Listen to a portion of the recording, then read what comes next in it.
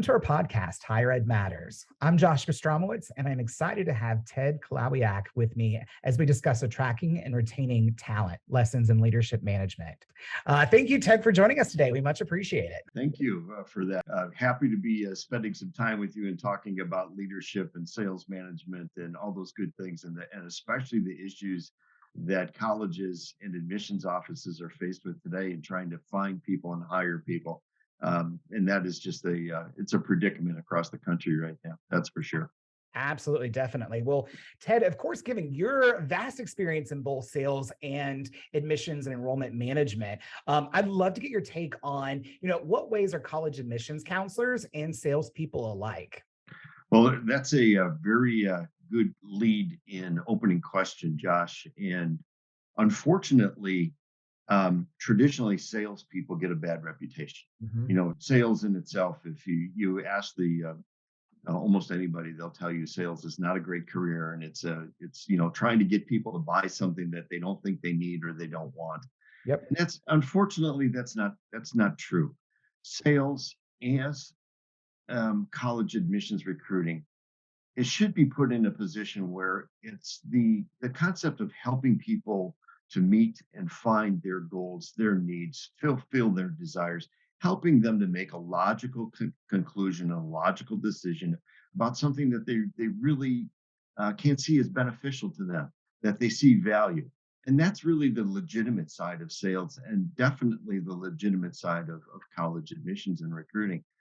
Um, Recruiters do the same thing that salespeople do. They prospect, you interview, you ask questions, you spend time with the potential student, the prospect. You spend time with the buying committee, you spend time with the family, and hopefully, in those cases, you're generating interest in reaching a desire and a conviction on behalf of that student, Mhm. um, to want to go to that college.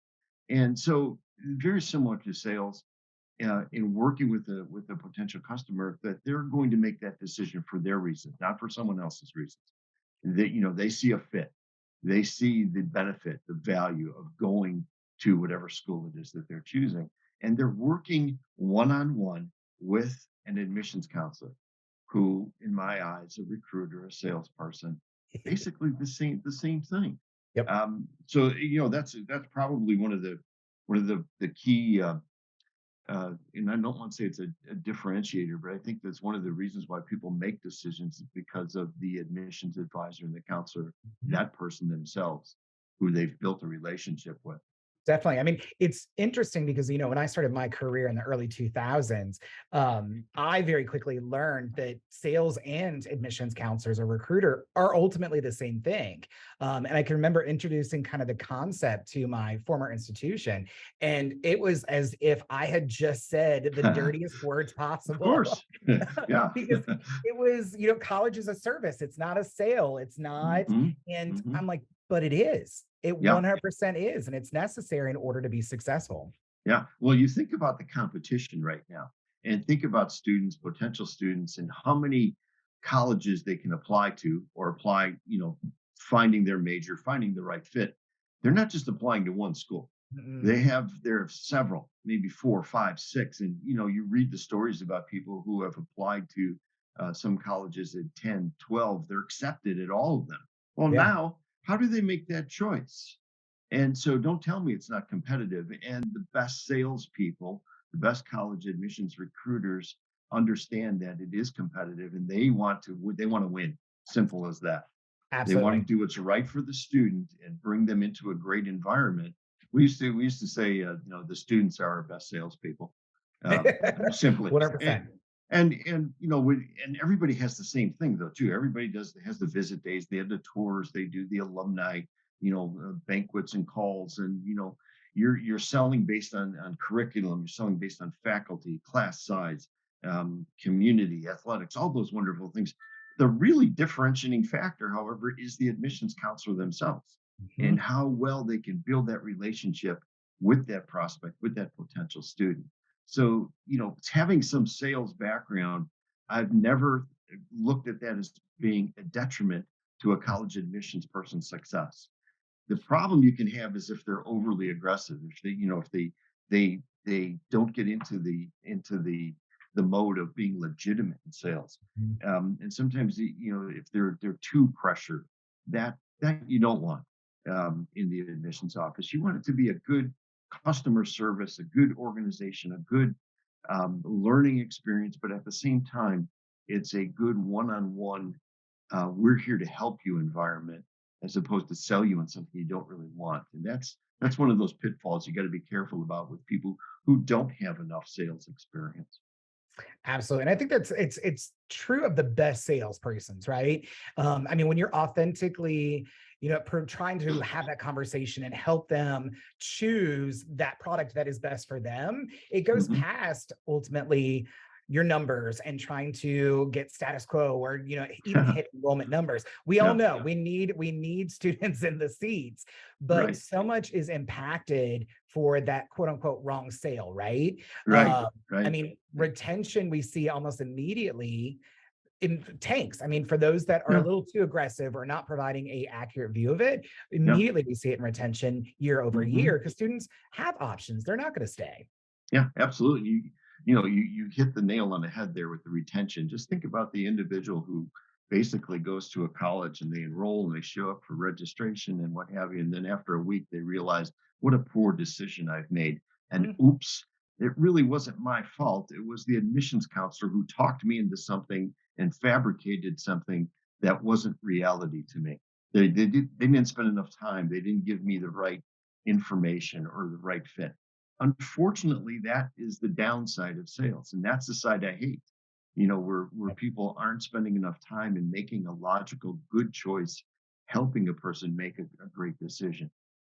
So it happens, unfortunately. You can see it, yeah, the retention, the transfer numbers, and those things. So I think it's really critical, Josh, when you think about sales and recruitment and admissions being along the same lines, but I always like to caveat that by saying legitimate. Let's not try and sell something that isn't there. Let's make sure we're taking care of the student first. Student focused enrollment has always been my mantra. Absolutely, absolutely. I think that leads us directly into kind of what do you find is the best kept secret to running a successful college admissions office? Yeah, this is, I appreciate the question as well, too, because you think in terms of what we just talked about, Yeah.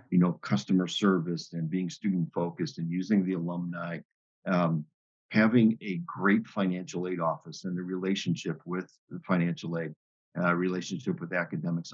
Everybody knows these things. These are solid things. If you're a director of admissions or vice president of enrollment, vice president of marketing enrollment, these are standard operating procedures. The one thing that I always come back to about maybe a best kept secret is about when you walk into the admissions office, you can sense, you get a feeling, you can understand if all those people are on the same page. You Mhm. know, and you don't have to be an experienced person when you go on a college tour or college visit. When you walk into an environment and see that there are no naysayers, everybody is on the same page. They're happy you're there. They're glad you came in. They greet you with that respect that you deserve as a potential student and also as a parent. um, and you get that feeling. To me, it's the concept of everybody is there to win and be on the same page, Mhm. and having a positive attitude about their position, their career, their school, and treating those people who come in as just the best customers in the world. So no naysayers. That's the way I go about it. Everybody positive.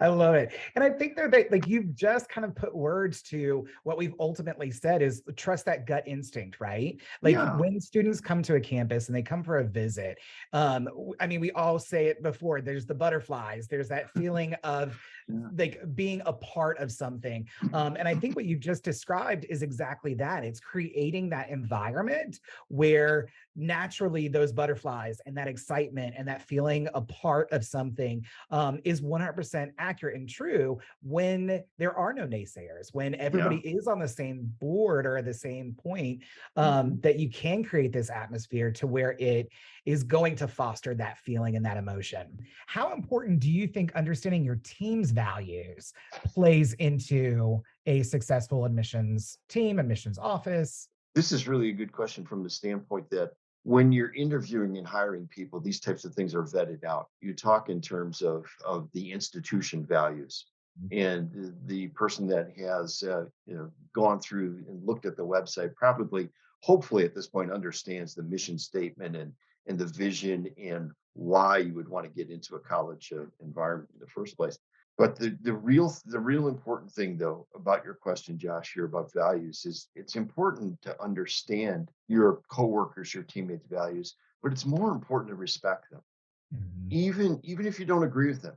You hopefully are working with people who have that same sense of pride and sense of ownership and sense of focus on the students' higher education, working together to help them improve their lives by getting their degree.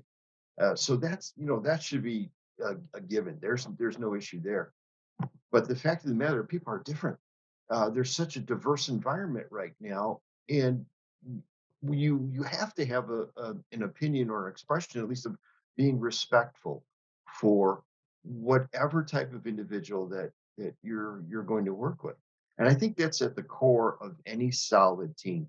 And one of the most important things about leadership and being a great leader is being self-aware and understanding that you don't have all the answers. Mhm. And they used to teach us way back when that uh, if you didn't know something, it was a sign of weakness. And the fact of the matter is that's not true at all. Mhm. The fact of the matter is asking for help and asking for assistance and how to do things, and whether or not, did I approach this problem correctly? Am I being overbearing right now at this point? It's not a sign of weakness. It's a sign of respect for the people you work with and getting their opinion about how you can always improve. Another great thing about leadership, leaders are always trying to self-improve, not only the team, but themselves. And you find that in a continuous education environment, in a Mhm. consistent learning environment. If the leader sets that tone, we're always going to be learning, always going to be improving. I agree. And I think it's actually a point of strength to say, my lens, my perspective isn't strong enough, right, to be able to make the best decision. So you utilize folks that are stronger or more capable than you, or just have a different perspective to Yeah, ultimately get that best result. And I think yeah, I agree. At one point, it was seen as definitely a point of weakness, but yeah. wow, I mean, my gosh, if that was the case, I would be quite quite weak through my career. And what a great way to get someone new on your team who may still be experiencing that. Well, I'm a little shaky at the get go here. I've only been working 3 to 6 months or so. I don't know if they really are in tune. If I like ask them, what do you think about this? Yep. How do you think I handle this problem or this situation? Or what would you do if this parent of this student came to you and asked you about this? How would you handle this? And let's have a discussion about it. And before you know it, you may not only get the right answer, but you have that person now engaged.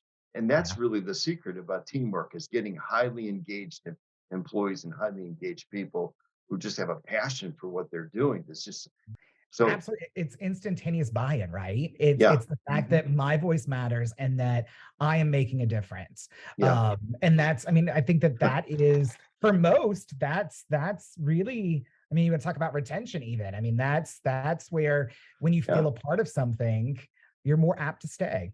Well, this is my acronym. I'll go by the acronym. It's called HEARS, HEARS. Okay. And when you talk about retention, here's H stands for happy, uh, E is empowered, A is appreciated, R is respected, and the S is the word you just said. They want to have a say so. Mhm. So there's a lot of things when you think in terms of how to retain employees that are expected from the employee standpoint. Good salary, good benefits, um, work from home options or work remote options, work schedule, flexible work schedule, give me a career path for progression.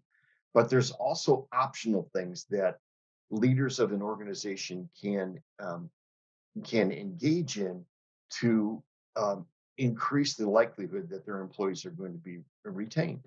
And I think it boils down to whether or not they're respected, they're appreciated, they have a say so, they're involved, and this leads to happy employees. Mhm. So I think that these are the types of things that um, admissions leaders, I think it's true in any environment, however, though, that the leader understands and sets that pace, that I want to hear from you. I want to know what you have to say, and I value your opinion. You have something to say here that's important, and I need to know about it. That's a great way to do things. Inside Higher Ed has actually listed out a couple articles of just really detailing out what a struggle it is for colleges currently to find employees, to keep employees. I mean, I read one article that said upwards of 58% in higher ed are planning to leave within the year. Why do you think it's such a struggle right now for higher ed to find the right folks and to keep them? Yeah, I'm glad you mentioned the Inside Higher Ed article because they talk in terms of job security and mission and the value. Working in an environment with highly engaging and enthusiastic students. It's fun to be on a college campus, It and is. I think quite a bit of that is still accurate from a standpoint of retaining student or retaining employees. I would add to that, there's quite a bit of personal satisfaction in working in higher ed, Mhm. in seeing someone be successful who maybe didn't think they could go to college, and especially first time college students. I think what's always been missing from my perspective in higher education is the flash, the sizzle, the concept that it's not as competitive as it would be in other potential environments. I think higher ed needs to get themselves in a position where they are much more competitive. Stock options, not available. Uh, Profit sharing, not available. 401k match, sometimes, maybe not as competitive as the regular business world. Um, you know, these are the things that are very enticing to people. Start out, get your degree, go work for college. Wonderful. Now I have this big opportunity. Oh, I can make a lot more money. I can get stock options. I can get into a position that really is a career path and growth. I'm not stuck just being in an environment. I think higher education has missed that sizzle. Mhm. They've missed that, just that, hey, we want you to stay here. We want you to work at our university. It's a great environment. And here's some things we're going to do to make it more beneficial for you to stay in. So that's a I read that higher ed article, and I appreciate you bringing that up. And I was thinking about it, it's like, wow, traditionally there's still some good things there, but it's just so competitive right now. Mhm. It's so competitive, and it's a buyer's market. It's an employee's market from that standpoint. And I think admissions in particular has it tough. Enrollment is such a big focus, especially coming on the heels of the pandemic. Yeah. I mean, I think enrollment goals are more widely known across the campus, Hmm. and something that I really struggled with, I think, over the last couple of years at my career when I was on a campus was, it was almost overshare, right? The community was getting too much information too quickly without the context of what's going on, and just in sales, everybody can do it. Everybody knows how to do your job, and everybody knows how to do it a little bit better. Oops. Yeah. And yeah, and Yeah. so when numbers were great, it was a campus community that brought in the class, right? Like we celebrated as a campus, and without you, we wouldn't Correct. be able to do it. When numbers are down, though, it doesn't, and it's not for every institution, and but it does become it no longer is a campus that recruits, but it's an admissions office that fails. Right. Admissions has this bullseye on their back. So in terms of, for such a high profile job, how do you keep the morale up amongst your Yeah. team when things are good, but then also when enrollment numbers are down, and we've all been there, how do you keep a team's morale up and Yeah. still fighting for more when the campus community may be on your shoulders? Yeah. This is great, Josh, because I wrote about this in my first book, and about the 21 lessons learned in sales management. Sales is the only part of the organization that actually has numbers and are accountable for numbers. Everybody else may contribute, and even marketing has that perspective that they have to bring in new customers or from that standpoint. But sales really is the ones. You live with a number constantly on your back. And if you're successful, everybody wins. But if you're not successful, it's your fault. And the Yep. finger is pointed directly at the admissions team.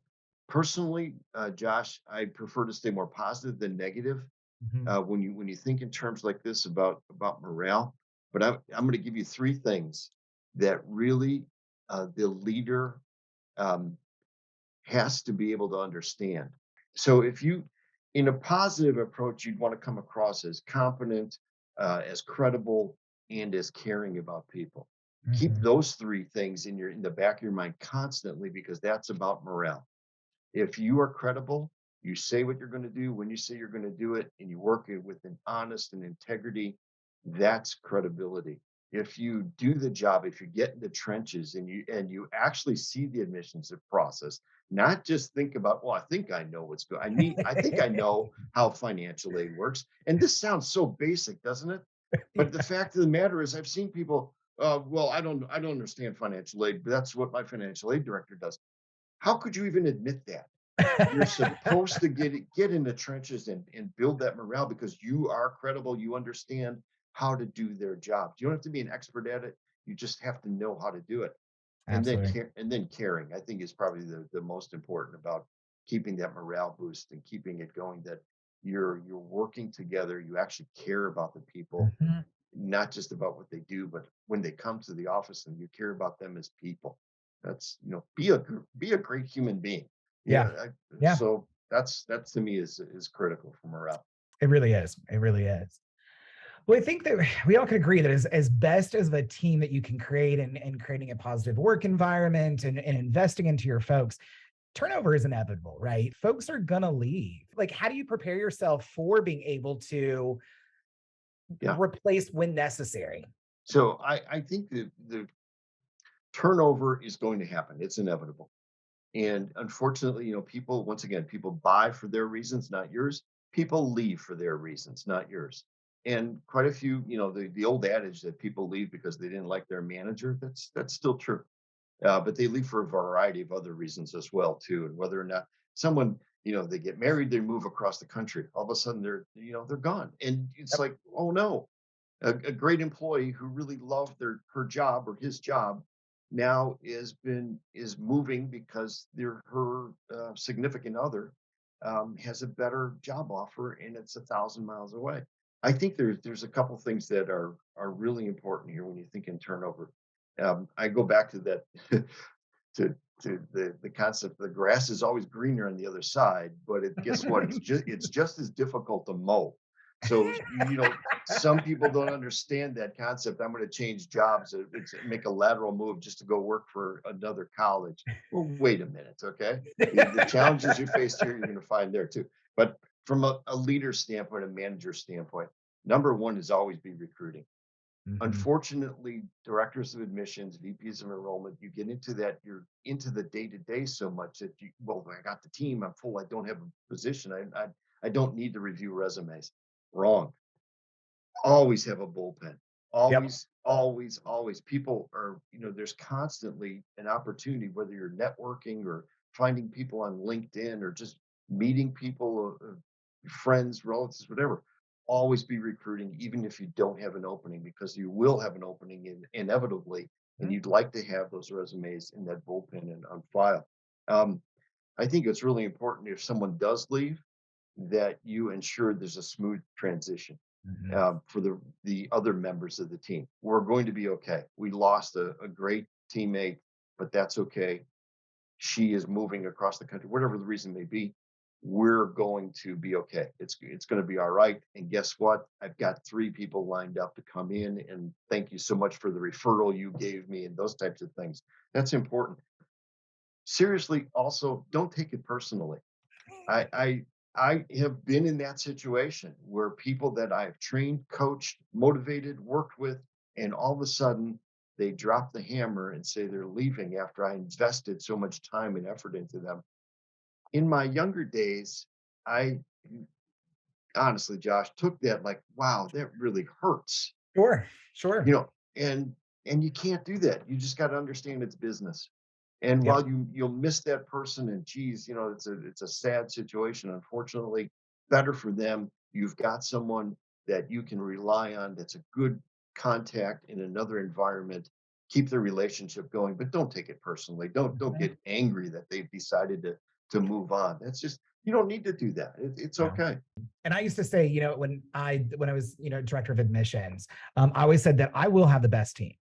And a part of Hmm. that is my best team is going to be poached. And I expect that, right? Yeah, Like yeah. if I'm going to have the best team, then I'm expecting that folks are looking at me and saying, I want what he's got. I want that Hmm. counselor. I expect it. And I always told my team, it's my job to figure out how the heck to keep you. Right. Yeah, Like yeah. It's a that's good one. where I want you to be able to get and Hmm. to create a career for yourself and to be successful. When you have the best, they're going to come for you. This generation, I think because admissions counselors are so often younger, they typically are straight out of college. Hmm. Um, I feel like they've gotten a little bit of a bad rap. I mean, I've heard not only in admissions, but also just in the private sector and in business that this generation has no loyalty, and that can be to their employer, that can be to their Yeah. school, that they absolutely just they don't have loyalty. I don't. What are your thoughts on that? Well, this generation, younger people right now, so much more highly marketable, so much more flexible.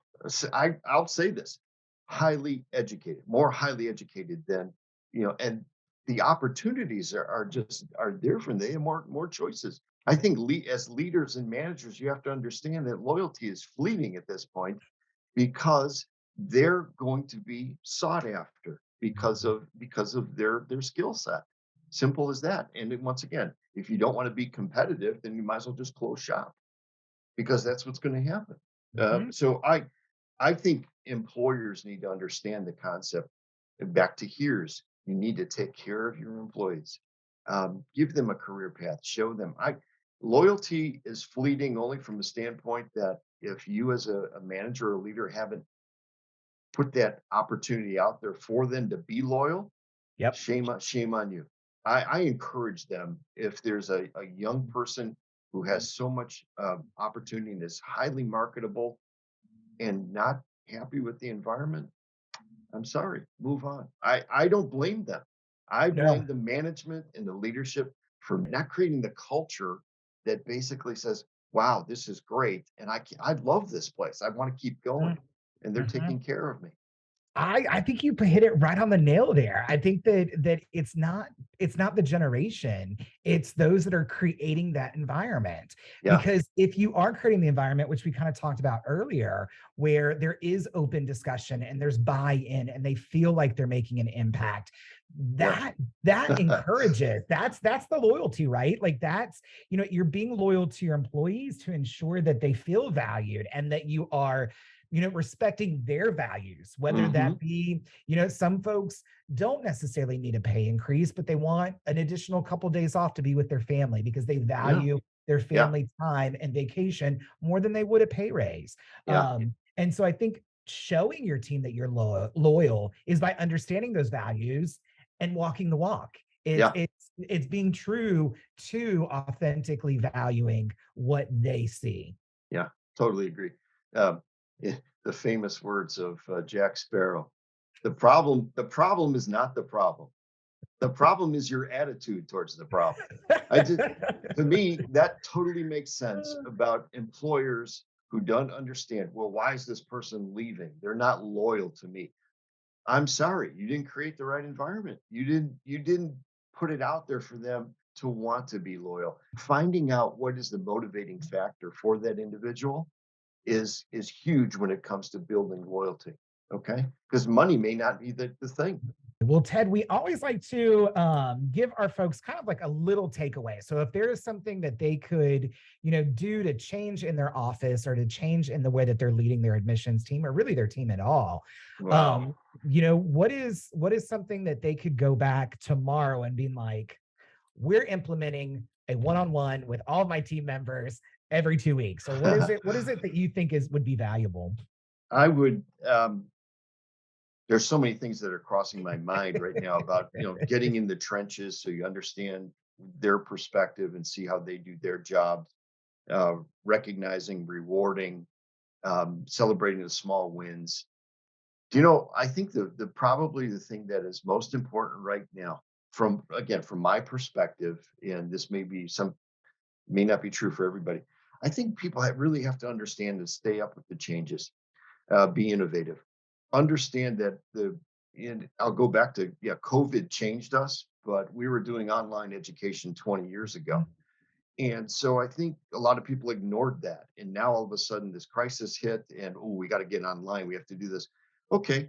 All I'm suggesting to anybody in a leadership role right now is just make sure that you are paying attention and being innovative.